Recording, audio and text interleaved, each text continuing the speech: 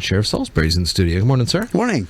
Good morning. Saw a photo of you talking up on the dais for Power the Purse over the weekend. Yes. That's a powerful event. Tell us the sheriff's office or your involvement in it. Sure is. Involved a long time ago.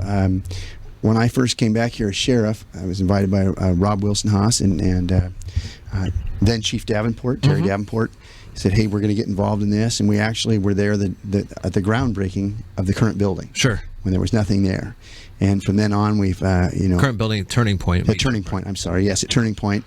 And been involved with that ever since. The group down there we work very closely with on a lot of issues, sexual assault and domestic violence. And they had an outstanding fundraiser the other night. Yeah. I believe that was the first one they've done like that.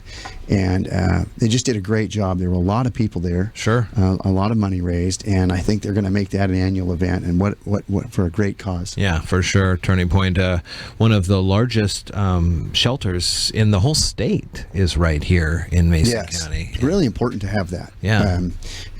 I mentioned out there, I don't know if you were there or saw it, but when I mentioned out there years ago, when we were on the road, if we needed to have a safe place for somebody to go, we didn't have it here. And a lot of communities have things similar to that, and we didn't have that. And that is an outstanding opportunity for us to use at nighttime to assure people's safety. Yeah. And they just do a really wonderful job of helping people, and it's just a great facility to have here, and their leadership out there. I know two of our staff, Detective Chief Jacoby and Chief Sperling, are both on the board of directors, along with another former law enforcement officer, Chief Vukic, with some others. Wow! So a great organization. Yeah. What else has the sheriff's office been up to the last couple of days? Yesterday I went to, a number of us went to the Prince of Peace Catholic Church in Belfair, and they had a emergency service recognition. So we went up there and had breakfast with the parishioners in the church, and got to sit down with some folks from the North Mason Fire, which was really nice because we all sat there for just a minute like usual, and then the alarms went off. So some of them had to leave and come back. Sure. A chance to talk with Captain Ersman from the fire department up there, super great guy. And they ended up clearing the call and coming back, and got to chance to just communicate with their group on a Sunday morning. It was really nice. So going on up in the North End, they have broken ground on some of the new areas for their new fire hall up there, or is that in the Tahuya area? I know. Did you guys talk about that? I probably should have Chief Bakken talk about where they're at on that project, but they're waiting for a bond and things to go through too, and by the North Mason, by the current on Old Belfair Highways, I think is where it's planned. I don't want to get myself into something I don't know what I'm for sure on, but Chief Bakken could talk to you about that and the planning of a new building up there. Maybe that was up at the Tahuya, the North Shore. Tahuya. Maybe you're thinking out on Tahuya. They're adding on to that's the small station they're adding on to out there. I don't think they're building a new one, just adding. Not to dwell on it too much, but that is the nicest jacket I think I've seen anybody wear for a uniform or otherwise. That is a nice jacket. Oh, they're kind of I guess they're more of a casual jacket, but really, it's for rain and stuff. Yeah. It's nice. It's got a good reflectors. Yeah, and they reflect on the back too. Everything nowadays got to have that. It's just like our deputies out on the road that have one-piece jumpsuits. It reflects on the back. It's hard to see people out there, especially like this morning. You're coming in the darkness again. Oh man, it was really, really dark this morning. Just a warning for people too. I ran into more deer the last 2 days on the road than since we've lived here. I think I cannot believe live ones right on the side, ready to jump out at you, and dead ones just all over too. So. My sons are major hunters, and so when one of them was on the east side hunting, driving around the woods looking for deer, I sent him a picture of 5 of them standing in the backyard. Sure. So, yes, you're right.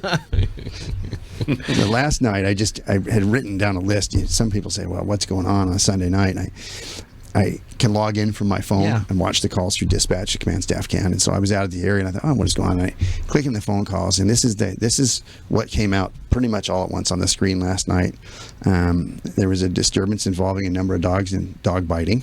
We had person eluding, taken off on a deputy, in a car, and in the other end of the county.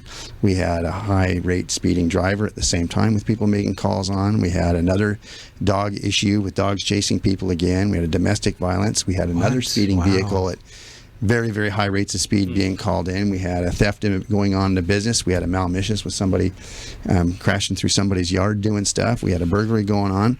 We had a theft of property being done from a residence. We had a welfare check of a person that supposedly there was a body on the side of the road, and one of our persons was out with 3 persons with multiple warrants, or 3 different people with multiple warrants, all at once. And then you're thinking, oh, what's going on? You look down, and the city's got their end of it going on too. And the reason I kind of bring that up is I had a fellow bring to my attention. He said, if this city and the county would just all put your resources together, and you'd be able to handle all these things.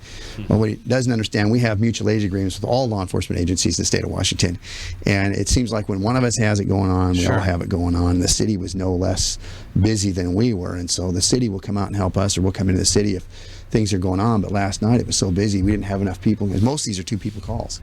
We just didn't have enough people to cover them all. And so then what is the prioritization scale? Like, what on that list? Well, always goes people first. Okay.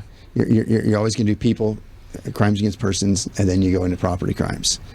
And you just have to, and sometimes those changes, you're on your way somewhere. You can be on your way to something, and somebody will say it's a 911 disturbance going on now, and then somebody else calls back and says, no, I dropped my phone, we're having a family birthday party. It can change. You pull up and there's not a disturbance there as you thought, and that changes the priorities. And so the supervisor is listening all the time to the radio and changing updates from dispatch as things materialize or change. When is it you get a call and something like that happens, where someone says, oh, it was a missed dial or a pocket dial, but you still our need to 911, go. we're still going.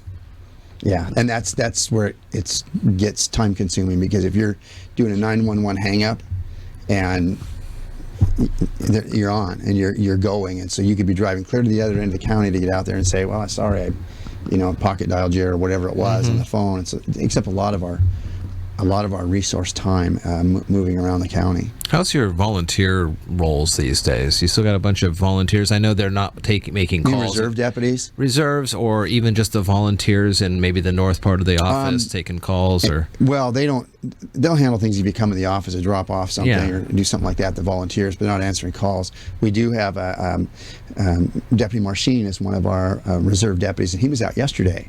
And for those of you that may have not met Clayton, he was our park ranger out here, and now he's a park ranger way up north, but he continues to be a reserve with our office. So that was an extra person out. He's riding with somebody, but that's at least 2 persons on a call, which is really nice. How's that process work? I mean, is it an annual time when folks can decide they want to try their hand at this, be it a reserve officer? We ran a couple of reserve academies over the years, involving Shelton and us, and actually some other agencies help out as well. It's a really good thing to do, but it's very expensive, because the officers that are doing the training and things, you got to do a lot of different things over a number of months. It's very expensive, and then you get people through the process. They've done the polygraph, the background, and psych.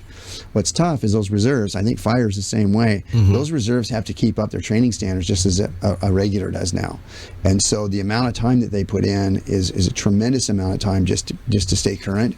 And a lot of people aren't really willing to do that without pay, because you're almost, I'm not going to say completely full-timing it, but you're going to have to keep up with full-time training in order to be a part-time person.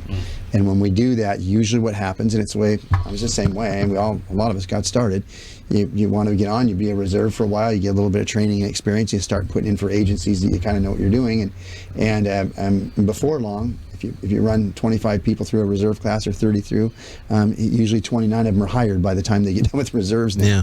Because all the paperwork, the polygraph, background, and psych, the expense of that is paid for, and so some other agencies like, well, we'll take you. Yeah. So we lose them real quick, and we haven't had as many on for the last few years. Yeah, good. Mason County Sheriff Casey Salisbury. We'll leave it there, but come back next week, talk about some other things going on around with you and the Sheriff's Office. The sit-down is presented by our great friends at Our Community Credit Union.